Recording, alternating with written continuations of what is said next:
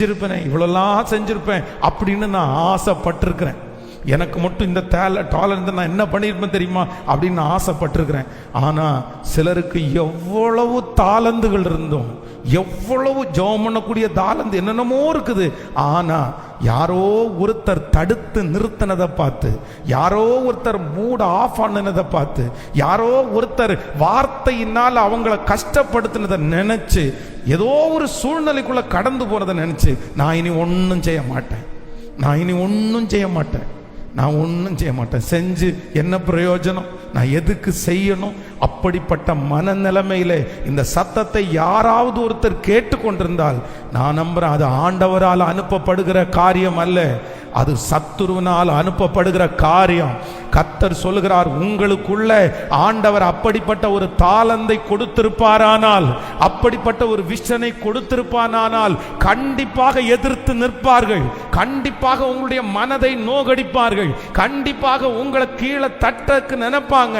ஆனா அதன் நடுவிலும் தேவனுடைய பிள்ளைகளாகிய நீங்கள், நான் யாருக்காகவும் செய்யல, கர்த்தர் எனக்கு கொடுத்திருக்கிறத நான் செய்வேன்னு நீங்க நில்லுங்க.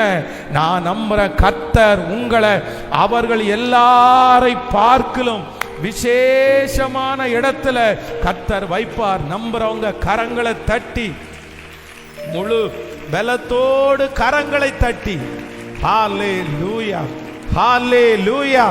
அந்த குருடர்கள், வேதம் சொல்லுகிறது, சீடர்கள் வந்து அவங்கள சத்தம் போடாதீங்கன்னு அதட்டுனாங்க. ஆனா அவங்க என்ன பண்ணாங்களாமா, அவங்க முன்னிலும் பெரிய சத்தமாய் அவர்கள் கர்ச்சித்தார்கள். அவங்களுடைய ட்ரீட்மெண்ட்டுக்கு, அவங்களுடைய அடக்குதலுக்கு அவங்க அடங்கல்ல. காரணம் என்னன்னா, உள்ளுக்குள்ள ஒரு விஷன் இருக்குது, நான் கண்ணு பார்வை அடையாம இந்த இடத்தை விட்டு நான் போக மாட்டேன், ஆண்டவரை என் பக்கமா திருப்பாம நான் போக மாட்டேன்னு இருதயத்தில் இருக்கிற ஒரு வைராக்கியம். எத்தனை பேர் மூட் ஆஃப் பண்ணாலும், எத்தனை பேர் தடுத்து நிறுத்தினாலும், எந்த காரியம் சாதகமே இல்லைனாலும் அந்த விஷன்ல அவங்க உண்மையா இருந்தாங்க.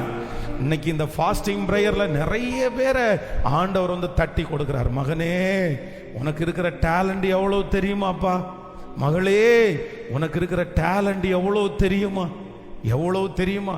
உங்களுக்கு கொடுக்கப்பட்டிருக்கிற நிறைய இன்னொருத்தருக்கு கொடுக்கப்படலை, உங்களுக்கு கொடுக்கப்பட்டிருக்கிற நிறைய காரியத்தை இன்னொருத்தர் ஆசைப்படுறாங்க.